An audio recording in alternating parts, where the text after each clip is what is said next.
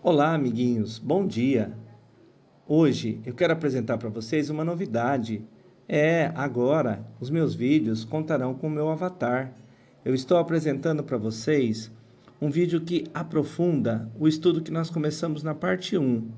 Hoje a ideia é nós entendermos as relações e a importância que tem os elementos não vivos para a vida dos seres vivos. Eu espero que você goste e curta o nosso canal. Até mais! Bom dia, criançada, tudo bem? Quem está falando é o professor Marco. Pois é, agora é a parte 2 do nosso vídeo. Hoje eu quero retomar com vocês aquilo que eu falei na parte 1. Quais eram os elementos vivos e os elementos não vivos? Os elementos vivos nada mais são do que os elementos da natureza, os elementos aos quais eles possuem um ciclo de vida. Os elementos não vivos, eles não possuem esse ciclo de vida. Se vocês se lembrarem, ciclo de vida é um ciclo que promove muitas transformações. É um fenômeno que vai desde o nascimento até a morte de um ser vivo. Quando falamos do metabolismo nada mais é do que o conjunto de reações químicas que ocorrem no interior dos seres vivos. E isso vai transformando as substâncias. As substâncias são transformadas por vários motivos, para fazer a gente andar, para fazer a gente correr, para fazer a gente falar, para fazer a gente pensar. E esse combustível é conseguido a partir da nutrição. Aquilo que eu me nutro é muito importante para poder fazer tudo isso, tá certo? Então não esqueçam, comer é importante, tomar água é importante, ter uma boa noite de sono e prestar bastante atenção. Agora eu quero falar de uma outra característica. Quando a gente viu a onça e o jacaré, eu disse que a onça e o jacaré, embora sejam seres vivos, têm um processo diferenciado de ser vivo e de relação do lugar onde eles são encontrados. Por exemplo, o jacaré, ele não tem o que a gente chamava antigamente de sangue frio. Ele, dependendo do lugar onde ele estiver, ele vai ter a temperatura do ambiente, ele não vai variar. Se ele estiver num lugar frio, se você relar na mãozinha dele, na parte do corpinho dele, ele vai estar frio. E se estiver bem quente, ele vai estar mais quente. Já nós, os seres humanos e outros seres, tem um processo chamado homeostase. Homeostase, o que é? É a capacidade que o ser vivo tem de, mesmo com as mudanças ambientais, o interno do nosso corpo continua o mesmo, tá certo? Eu agora quero lembrar vocês de algumas coisas que são importantes. Eu vou partilhar com vocês a minha tela e a gente vai começar a rever o que é vida. Então, vida, como ela se organiza? Vocês já ouviram falar do microscópio, mas eu não vou entrar nele. A teoria da célula, o ciclo de vida, o metabolismo e a nutrição, a reprodução, a origem e a classificação dos seres vivos. O Planeta Bio é um site que eu tenho indicado muito para os alunos do ensino médio. É um site bem interessante de 2 biólogos da USP, mas mais importante do que tudo é a gente olhar esse ser vivo. Bonito, não é? Pois é, esse ser vivo é a onça pintada, né? E como é que ela está organizada? A onça pintada tem células. Animais e plantas também têm célula, né? Os seres unicelulares, como bactérias, também têm célula. Os cientistas só descobriram a célula por conta de um instrumento chamado microscópio. Já ouviram falar? O microscópio é um instrumento que utiliza várias lentes de aumento e funciona porque eles têm um processo muito particular de passagem de luz e de ampliação de imagem. Ele amplia aquela imagem que você não teria condição de olhar a olho nu ou, como seu professor, no óculos, para que você possa olhar. Muito bem. Quando a gente fala do microscópio, o microscópio ele nos dá a condição de entender por dentro o que é célula. E no vídeo anterior eu falei que a célula nada mais é do que a unidade da vida. Por quê? Porque ela se alimenta, ela cresce e ela realiza várias outras funções. Todos os seres vivos são formados por célula, toda célula vem de outra célula, ou seja, filho de peixe, peixinho é, filho de sapo, sapinho é, filho de bactéria, bactéria é. Se você olhar aqui à sua esquerda, você verá uma célula de bochecha, uma célula humana aqui da bochecha. Ela foi retirada e foi colocada no microscópio. Do seu lado direito, você vai ver as células de uma elódia. A elódia nada mais é do que um pedacinho de alga ou de alguma parte do vegetal que foi colocada no microscópio. E olha que mundo lindo que está e que nem sempre a gente enxerga a olho nu. Também existem as partes da célula. Toda célula é constituída de 3 partes: a membrana plasmática, o citoplasma e o núcleo. E é lá no núcleo que tem a característica que é passado de pai para filhos, né? De pai, não, de pais, porque todo mundo, no caso de nós humanos, nascemos de 2 pais. Um e o outro, eles se fundem e nos ajudam nisso. Muito bem. Tanto as células animais como as células de plantas são diferentes. Elas têm estruturas pequenas chamadas organelas. Cada uma dessas organelas tem uma função bem particular. Ao centro, nós temos o núcleo, que é como se fosse a central de comando da nossa célula. Mais especificamente espalhado, nós temos as mitocôndrias que dão energia para a gente poder malhar, para a gente poder fazer tudo o que a gente precisa. Mas aqui em cima, nós temos o centríolo. Eu vou voltar um pouquinho, tá bom? Nós temos o centríolo. O centríolo é responsável para que uma célula possa se preparar para se dividir em outra célula.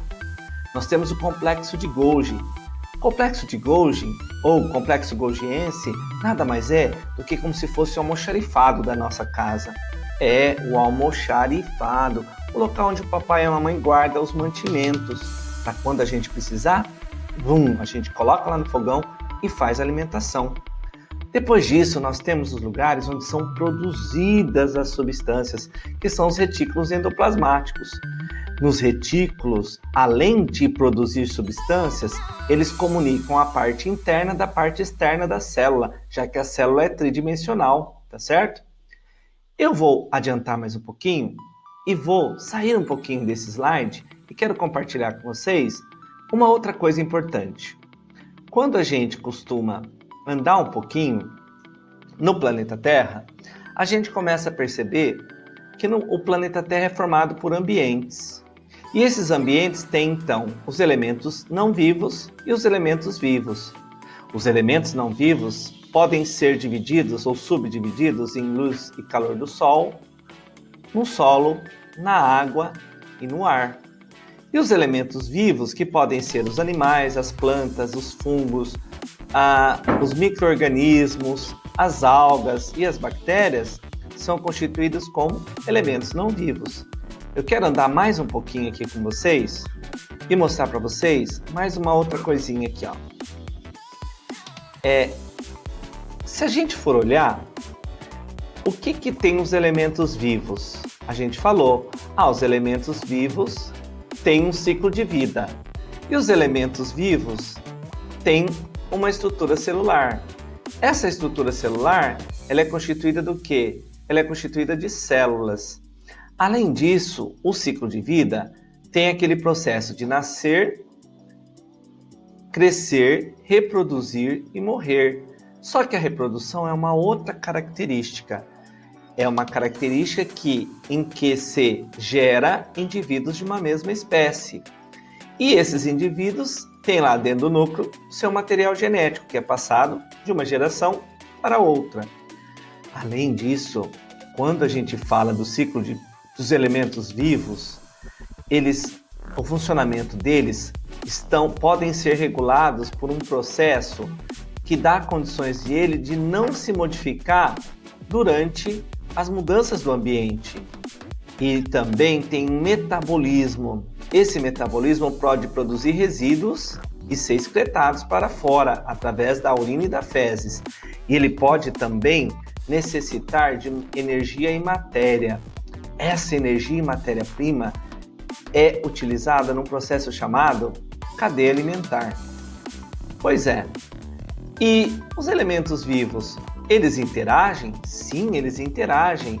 E essa interação pode acontecer sim entre os elementos vivos e pode ocorrer com os elementos não vivos, sem se esquecer que os seres vivos reagem a estímulos. Pois é, pessoal, nesta aula na unidade do Sistema SESI, vários exercícios foram feitos e vocês viram a importância de cada um desses elementos. Vocês viram que os elementos não vivos são extremamente importantes para que a gente possa entender. E faltou uma coisa, faltou eu falar um pouquinho sobre as plantas. Lá, eles explicam o que é a fotossíntese. Eu vou compartilhar agora com vocês um material que também é muito importante, onde a gente vai poder falar um pouquinho sobre os elementos não vivos, tá certo? Sobre as plantas, elementos vivos. O que a gente sabe sobre as plantas? As plantas, de uma maneira geral, elas têm uma característica bem interessante. As plantas, basta ter luz solar, basta ter, digamos assim, água, basta ter o ar, que as plantas conseguem fazer um processo bem interessante. Esse processo que as plantas fazem, ele é chamado de fotossíntese. A fotossíntese é um aspecto muito importante que as plantas fazem. E o que acontece com elas? As plantas, de uma maneira geral, elas se adaptam tranquilamente com as condições do solo. Elas conseguem um processo bem interessante de mudança. E olhem, por exemplo, a silhueta dessa planta. Né? As plantas, de uma maneira geral, elas são encontradas por aí. Por exemplo, os musgos. Né? Os musgos são essas estruturas que vocês estão vendo aí, tá? Eles adoram ambientes úmidos e eles precisam de água para fins de reprodução. Mas eles se reproduzem? É claro que sim. Daí nós temos a samambaia, as avencas, né? Se vocês olharem nessas imagens, provavelmente vocês já viram na casa de vocês ou na casa da vovó as samambaias. Também vocês já devem ter visto, né, as samambaias dentro de Xaxim. E existem florestas inteiras de samambaia. Outro tipo de planta bem interessante são as gimnospermas. Talvez você já tenha conhecido o pinhão, já tenha comido o pinhão, principalmente nessa época. Eles são provenientes da reprodução dessa planta aqui, chamado pinheiro ou pinheiro do Paraná, tá certo? Quando a gente fala em pinheiro, a gente já pensa em Natal, mas eles têm todo um processo de reprodução que outra hora, principalmente até porque vocês vão estudar bastante até o ensino médio, e vocês terão condição de poder ver. Eu queria falar dessa árvore aqui, que inclusive nós temos na escola. Ela se chama pau-brasil.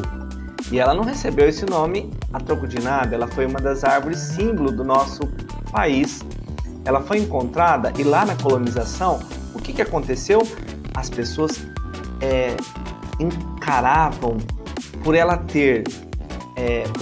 possibilitar a utilização dos corantes, ela conseguia tingir as roupas e ela foi explorada durante muito tempo e mandada para outros lugares.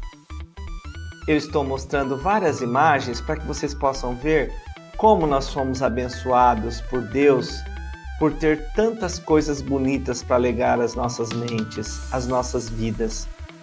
Para que a gente não fique entediado, é muito importante que a gente saia de casa, que a gente olhe no jardim, que a gente veja o quanto o Criador foi importante para poder facilitar as nossas vidas. É muito importante a gente olhar que a natureza utiliza de vários processos para poder fazer o quê? Para poder embelezar a nossa vida.